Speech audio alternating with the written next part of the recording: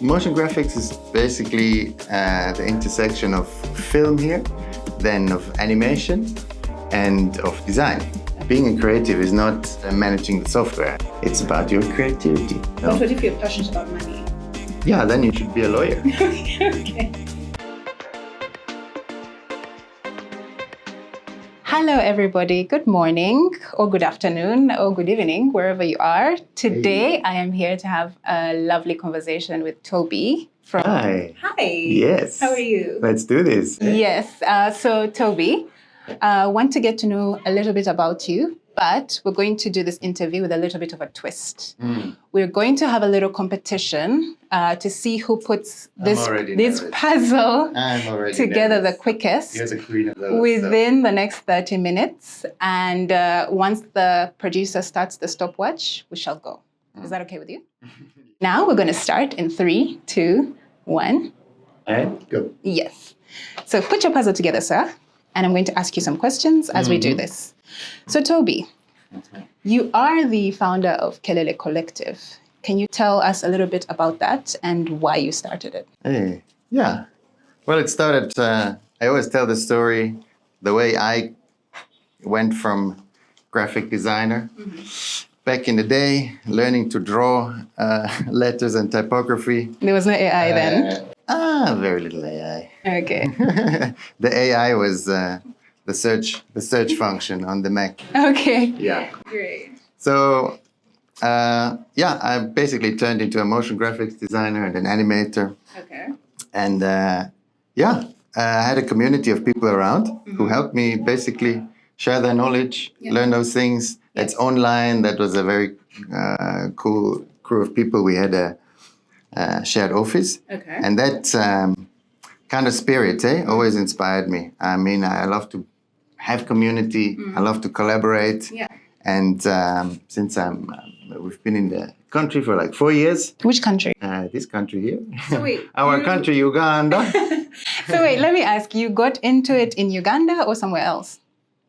Hey, so Kelele was started here. Yes. So when I arrived here, obviously you find a lot of talented people. Okay. And in my field, so you talk here and there. Okay. And just before you get into it, you arrived from where? I'm from Switzerland originally, born and bred. The country of mountains and cheese and cows. And banks. Yeah. Also the banks. Yes. Very much so. That's what I know about But our yours. cows have very small horns compared to the ones here. But you guys have lovely chocolate though. Oh, yeah, we try our best. Okay, cool. So Thank please you. keep going. Thank you for the plug, eh? Yeah. I didn't know you sell Swiss chocolate. Hey, thanks for watching our podcast. While we're here, I want to make sure you really get what this is all about. So Kelele Collective is a growing community of multimedia creatives, and our mission is to help you build a sustainable, healthy career from your talent. We do the Multimedia meetup here in Kampala. We have some workshops here and there, and we have social channels where we share opportunities and activities. If you want to stay in the loop, get connected, check the links below and subscribe. Now back to the pod. So tell me, so when you got here, you arrived, you found the community or you didn't find a community and then you felt the need to start a community? Community has to build. Obviously, I'm here now getting to know people and seeing talented people, and I wonder where are the people doing motion graphics, doing animation, kind of my thing, right? Yeah. And quickly you see there's kind of a gap between the talent and there's just challenges people face, whether it's equipment and all of these things that are just real business challenges. Okay. But also from my need and heart to bring people together, I also feel like connecting people, having a shared space, kind of not feeling alone, Okay. Like I found people I talk to, young creatives, they spend a lot of time in front of their computer. Yeah, true. All day, all night. And it can get very lonely. You think you're the only one in that struggle. Yes. And that's why we started a thing called Multimedia Meetup, which is regularly happening, where it's a network thing. And also there's like discussions. Yes. We try to bring on professionals that are just kind of ahead of the journey from them and ask them to share their wisdom, their insights, spill the beans. And there's a lot of question and answer going on. We really want that to be a community event beside our other activities and things we're trying to come up with. I love that. You're not doing your puzzle, and I think I'm getting ahead of you. So I don't know if you're just letting me win. I don't know what's going on here. It's not on purpose, but let me do my best. Okay, cool. So I need to ask you, since you've been a creative in different continents and different countries. I had a win, by the way. Yes. I'm a little bit ahead. I'm sorry. I'm a little bit ahead. So my question to you is, what's the difference between the creative scene, I would say, in Switzerland and in the other countries you have practiced, and in Uganda? What would be the biggest difference in your opinion? That's a good one. Yeah. Well, from the side of how creatives, in my view, work and how they think and what they like, it's actually very similar. It's maybe more similar than people sometimes think. Okay. You know, Yeah. let's say the struggle between I'm an artist, I have a passion for creating stuff, but now I have to work for clients, you know. Here, it's like a phrase, oh, now you have to do NGO stuff. Eh? So, but honestly, it's the same struggle. Most creatives I know, and I'm mostly from my work in corporate education, content, things like that. Yeah. It's the same thing. Okay. You have to have money jobs and you have to have passion jobs, personal projects. For the most of us, it's like the reality. That's actually something that's kind of similar. Okay. And now when it comes to differences, let's be honest, it's kind of unfair. The computers, the equipment, it has the same price here than there. Yeah. But the income is harder to get by, I would say, at the moment. Yeah. And we very much hope that can develop as well and be part of that. Yeah. Okay. And in terms of getting jobs, have you managed to get jobs in the country, or is most of your work coming from abroad? We're on the way of scaling a bit up and also do jobs from here. So work with freelancers and get teams and get people to work here. Also for clients outside, yes. Okay. And that happens very similarly, I would say, that I'm used to, like networking, showing your face, being around, and telling people what you do, what you offer. Okay. So we hope to do more of that in the future. So you say that you do a lot of networking. Do you feel like, especially with what you said with the creatives that you've been meeting in these meetups, that they're always in front of their screens? I feel like some of them are going to come for you after this, but anyway. They shall. Yeah. So my question around that is, how do you get them to actually network? Because some might say that, oh, it's easy for you to get a job because you're a foreigner, or it's easier for you to get work because you're already in the ecosystem. So if someone who's young who wants to get to your level, how do they navigate that? Because I'm sure there's some people who've come to you be like, hey, I want to be you when I grow up. Yes. Yeah. Yeah. Well, one thing is I have a couple of people I just mentor, or basically I have the open office policy. Okay. Please find me there. I'm usually in After Effects, clicking away. Now, another thing we do, for example, on the multimedia meetups where we meet, we have a segment where we invite people to share their portfolios just as they are. And now people get the idea, so they realize I don't have to be perfect and shiny, and I don't have to be a big agency business, but I can show my stuff. And it's a way we encourage people. Now get up, come, stand up, and learn to just present your things. Okay. And then the group gives a bit of feedback. So I think creating spaces where it's safer, feel safe, to show your things to peers. Okay. It's the first step to present yourself and get out there and show what you do. And simply, I encourage creatives, use the internet, use those places. If you have Instagram, you can have a free website, essentially, right? Free website? In the sense of you can have a web presence, you can be there, you can show your things. Okay. And the beautiful thing for creatives is we can show what we do, Oh, yeah. right? Sure. We don't, so get out there, post it, and be there. It's very simple, but it's the first step. Yeah. I would agree with you to a certain point, but I interacted with a photographer who has been in the Ugandan scene for about 10 years. And he mentioned that he stopped posting his work on Instagram because it was getting stolen a lot and it wasn't getting credit. So yes, how does someone who's young and trying to figure it out manage their work being stolen and not getting credit if they're posting constantly online, and then they maybe see someone using their work but without their permission? Or is there a way around that, or you don't matter because you're just like, as long as my work is being used? Like, how do you navigate that? That's a hard one. Unfortunately, I hear that from people. It's a fear and a reality that things get stolen. You really are letting me win. Wow. Yeah. I'm giving my best. I'm giving my best in that regards, very much. Yeah.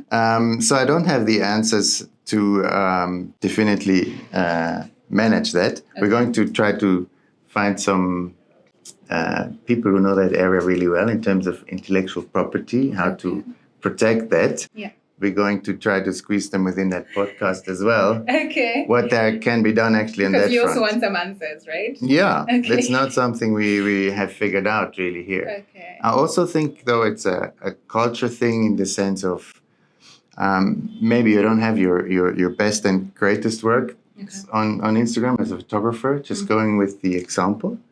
From my point of view, put it out there. In the end, your publicity, being known, I believe personally will be worth more than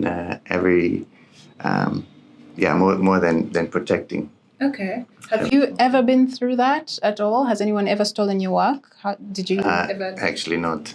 Wow. Okay. Is it that you have good lawyers? Are you like a scary person online? Why isn't your work being stolen? My business model, my thing is a bit different. I do a lot of client work. Okay. And then when they allow me, I publish snippets of that here and there. Okay. So it's not that I'm completely in the art space, Actually, I think I went ahead of myself. Before I even you.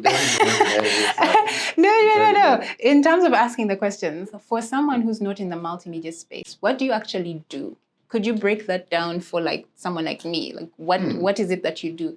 Are you the guy who makes the 5 rings appear in that movie with the superheroes? What's the work you do? Because it sounds very fancy. Yeah. Yeah. Well, thank you. It is, of course, completely fancy. Yeah. So as a motion graphics designer and animator, motion graphics is basically the intersection of film here, then of animation and of design, right? Yeah. It's used in any, basically graphics, good-looking visual communication that then is used on screens, and we make it move. So, but it can come from an animated explainer video, up to the logo reveals you see, the openings for your favorite sports show. That's motion graphics. Those movies, whenever they have those moving logos, that's like motion graphics. That as well, yes. And for example, I worked quite a bit for documentaries. Documentaries, you often have, you can't fill everything with footage, and you have complex things you need to convey. Okay. So you use graphics, maps, for example. You see a lot of maps, geographical things. Okay. And in terms of the motion graphics scene in Uganda, what's been your take on it? Is it a big market? Is it a big scene? Is it more underground artists, or maybe I would say people who are just doing passion side hustle, or is it now like a proper legitimate job that people do for their passion projects? What does that look like right now? Well, I've been here for a while, but honestly, I'm learning every day. Okay. What I'm sure of is that the time we spend on screens and the advertising that's needed, the need for making compelling visuals is not going to go away. It's going to go up. Okay. Like we're going to have more phones, people on that. Now, me personally, I don't want people to spend even more time on screen. So that's also about quality. I'm passionate about. Okay. I'd like to see more quality stuff. I'd like to see online content that it's encouraging people. Yeah. But also there's so many just cool artists, who create their poetry, their things, it's amazing. I love that you're optimistic, but there's a lot of people talking about AI and how AI is like something that is making things easier to work with. So if like I'm in a marketing agency and if I'm in a marketing agency and I need some motion graphics for my big corporate clients who are giving me these huge budgets. Why should I hire Tobi or people from Kelele who are into motion graphics? Yet I could actually get someone who can like do a couple of prompts and create the video from using AI. Like, what's the difference? You get what I'm saying? Because even the creatives, some of them tell us that, oh, AI is going to take our jobs because like the models are getting better and better. So what's your take on that? Yeah. Well, who am I to see the future, right? Yeah. So it will come up with amazing, capabilities, that's for sure. Yeah. But on the other hand, right now, and I think for quite a while, what you say is like, okay, the client can just push the button themselves. Yeah. It's just not happening. Oh. It's not there. Are you sure? Because you can get a lot of stuff from nice content things, but how do you control it if you have a specific need for your film, your video? First of all, you need creatives to have the eye. Okay. Being a creative is not managing the software. It's about your creativity. It's about the concepts you bring. Okay. And that's very important. I think we also discussed that a lot. What are your concepts? What are your ideas you bring to a client, to a job, to your work? I believe it will completely change a lot of our work, of course. But the artistic part, the creative part, for me, it can't go anywhere because that's what makes us human. That's what art is about. Art is always about the story, the person behind. So sometimes I feel like, this will be really rough for certain creatives, Yeah. There are certain areas where we might see things being taken over. Okay. But try to be optimistic and use it as a new tool. And I can only encourage people, this thing is here to stay. Let's try to incorporate it into the work and use it as a creative tool. Yeah. Okay. Thank you for being optimistic. I don't know if the young people, The only way. I guess. You're not going to fight it. It's the reality.